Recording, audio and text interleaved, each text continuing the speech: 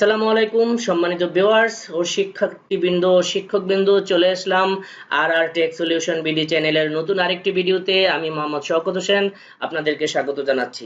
সম্মানিত ভিউয়ার্স, আপনারা যদি আমার এই চ্যানেলে নতুন হয়ে থাকেন অবশ্যই আমার এই চ্যানেলটি সাবস্ক্রাইব করবেন এবং পাশে থাকা বেল আইকনে ক্লিক করবেন। ইতিমধ্যেই যদি আমার চ্যানেলটি আপনারা সাবস্ক্রাইব করে থাকেন তাহলে আপনাদেরকে থ্যাংক ইউ ভেরি মাচ। সম্মানিত দর্শক, ভিউয়ার্স এবং শিক্ষার্থীবৃন্দ, আজকের এই ভিডিওতে যে বিষয়টি নিয়ে কথা বলবো সেটি হলো আমাদের যে মাধ্যমিক পর্যায়ের যে শিক্ষা প্রতিষ্ঠান সমূহ রয়েছে, সেই মাধ্যমিক পর্যায়ে শিক্ষা প্রতিষ্ঠান সমূহের এবারের বার্ষিক পরীক্ষা বাতিল করা হয়েছে। তারই পদ্ধতিতে তার পরিবর্তে পরবর্তী শ্রেণীতে উত্তীর্ণের জন্য অ্যাসাইনমেন্ট পদ্ধতিতে মূল্যায়ন করা হবে, এমনই একটি নির্দেশনা জারি করেছে আমাদের গণপ্রজাতন্ত্রী বাংলাদেশ সরকারের মাধ্যমিক উচ্চ শিক্ষা অধিদপ্তর। আপনারা নির্দেশনা চিঠিটি স্ক্রিনে দেখতে পাচ্ছেন, যেটি 25/10/2020 তারিখে জারি করা হয়েছে। যেহেতু অ্যাসাইনমেন্ট পদ্ধতিটি মাধ্যমিক পর্যায়ে শিক্ষার্থীদের জন্য অনেকাংশেই নতুন, যদিও উচ্চশিক্ষায় এটির প্রয়োগ অনেক আগে থেকেই রয়েছে, আমাদের মাধ্যমিক শিক্ষাও রয়েছে। তো সেক্ষেত্রে মাধ্যমিক শিক্ষায় আগে এর খুব বেশি প্রয়োগ হতো না। তো যেহেতু এবার বার্ষিক পরীক্ষাটি না হয়ে সম্পূর্ণ মূল্যায়ন পদ্ধতিটাই অ্যাসাইনমেন্ট পদ্ধতিতে হবে, তো আজকের এই ভিডিওতে আমি অ্যাসাইনমেন্টের A to Z আপনাদেরকে জানানোর চেষ্টা করব। আর আমি অ্যাসাইনমেন্ট সম্পর্কে যে কথাগুলো বলবো সেগুলো কোনো আমার মন গড়া কথা নয়, সেগুলো আমাদের শিক্ষকদের জন্য যে বিভিন্ন প্রশিক্ষণ রয়েছে সেই প্রশিক্ষণের ম্যানুয়াল থেকে নেওয়া, উইকিপিডিয়াতে দেখা। আপনারা প্রয়োজনে আমার এই তথ্যের সত্যতা যাচাই করে নিতে পারেন। তো সম্মানিত ভিউয়ার্স, অ্যাসাইনমেন্ট বোঝার আগে আমাদেরকে যে বিষয়টি বুঝতে হবে সেটি হলো মূল্যায়ন। অর্থাৎ মূল্যায়ন কি? চলেন আমরা আগে একটু মূল্যায়নটা বুঝে নিই। মূল্যায়ন অর্থ কোনো কাজের মূল্য নিরূপণ করা। শিক্ষাক্রম বাস্তবায়নের সময় বা বাস্তবায়নের পরে কার্যক্রমের উদ্দেশ্য কতটা অর্জিত হয়েছে তার মান যাচাই করার প্রক্রিয়াকে মূল্যায়ন বলে। অর্থাৎ একজন শিক্ষার্থী সে পড়াশোনা করার পর তার শিখন ফল কতটুকু অর্জিত হয়েছে তা যাচাই করার যে প্রক্রিয়া তাকেই বলে মূল্যায়ন। আর এই মূল্যায়নের সাধারণত দুটা উদ্দেশ্য থাকে। মূল্যায়নের লক্ষ্য কিংবা উদ্দেশ্য হলো দুটি। প্রথম উদ্দেশ্য হলো শিখন অগ্রগতির ধারাবাহিক মূল্যায়ন, অর্থাৎ একজন শিক্ষার্থী কতটুকু অগ্রগতি হলো ধারাবাহিকভাবে তার মূল্যায়ন। দ্বিতীয়টি হলো শিখন শেষে, একদম শিখনের শেষে সাময়িক বা চূড়ান্ত বার্ষিক পরীক্ষার মাধ্যমে শিক্ষার্থীর কৃতিত্বের মূল্যায়ন।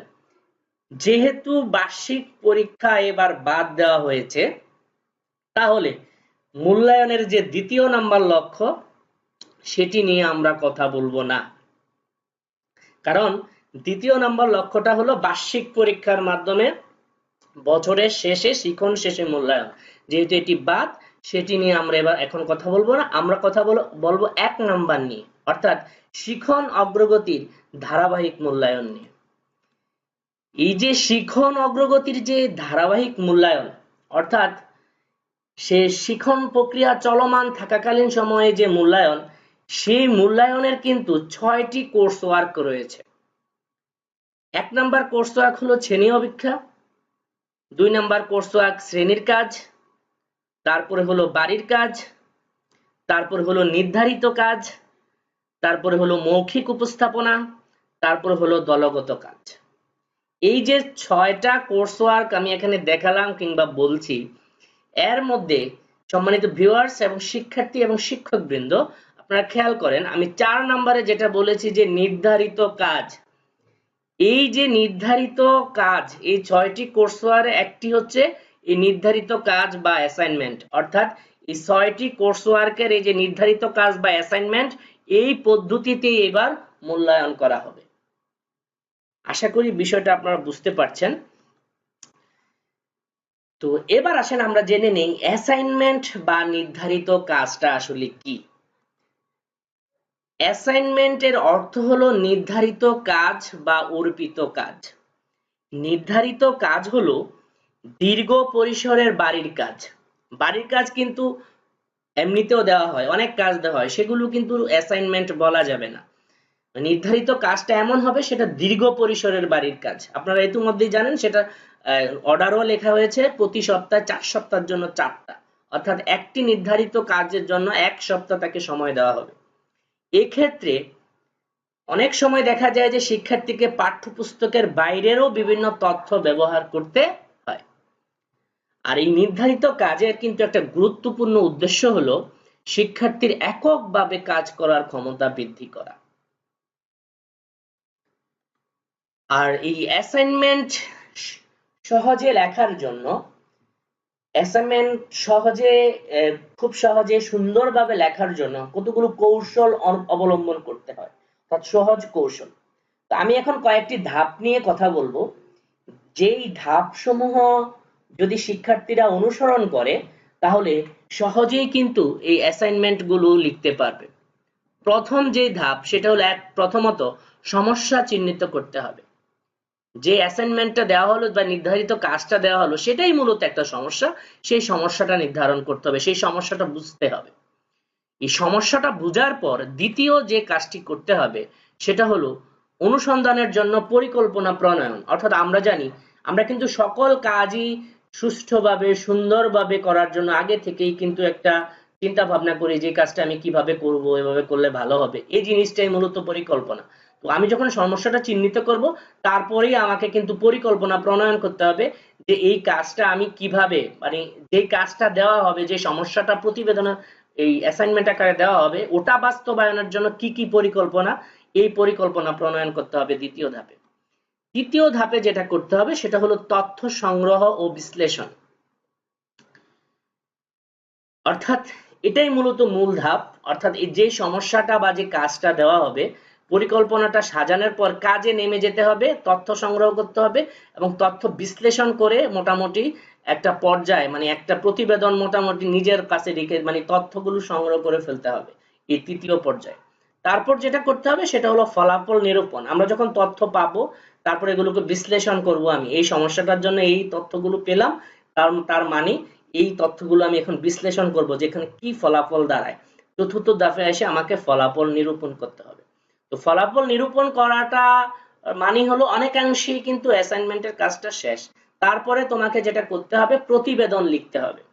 তো পঞ্চম ধাপে তুমি শুরুতেই যদি চূড়ান্ত প্রতিবেদন লিখতে যাও তাহলে কিন্তু অনেক সময় তোমার কাটাকাটি হতে পারে, ঘষা মাজা হতে পারে, বা একটা লিখলা তারপরে মনে হলো না এটা চেঞ্জ করে মনে হয় আরেক, এটা যদি একটু ঘুরিয়ে লিখি তাহলে মনে হয় একটু সুন্দর হয়, তাহলে বারবার কিন্তু তোমার কাটাকাটি হবে।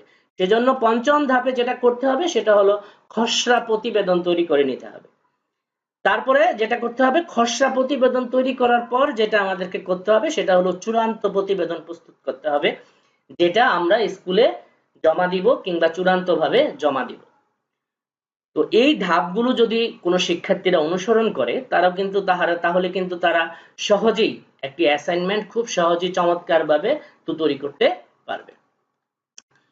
আর এই অ্যাসাইনমেন্ট বা নির্ধারিত কাজ সাধারণত কয়েকটি দিবসের মধ্যে সম্পন্ন করে শিক্ষার্থীদের একটি প্রতিবেদন পেশ করতে হয়। মানে সমস্যাটা তুমি যেগুলো পেলে সেগুলো একটা লিখিত প্রতিবেদন তোমাকে পেশ করতে হবে। প্রতিবেদনে শিক্ষার্থীর প্রদত্ত কাজ সম্পর্কে বিশদ বর্ণনা দিবে এবং উক্ত কাজ পর্যবেক্ষণে তারা কি পেয়েছে তাও উল্লেখ করবে। সে কিভাবে কাজ করলো, কি পেলো, তার বিশদ বর্ণনা দিতে হবে এবং এই কাজটা করার পর তার নিজের কি পর্যবেক্ষণ সৃষ্টি হলো সেগুলো সব এখানে উল্লেখ করতে হবে। শিক্ষার্থীরা, এবার আমাদের মনে সবারই একটা ধারণা যে আমরা যদি একটা নমুনা অ্যাসাইনমেন্ট দেখতাম তাহলে মনে হয় বিষয়টা আমাদের আরো ক্লিয়ার হয়ে যেত। তো চলো এবার আমরা একটা অ্যাসাইনমেন্টের নমুনা দেখি। তো অ্যাসাইনমেন্টের নমুনা দেখার জন্য অ্যাসাইনমেন্টের কিন্তু উপরে একটা কভার পৃষ্ঠা লিখতে হয়, অর্থাৎ প্রথম যে পৃষ্ঠাটা দেওয়া হয়।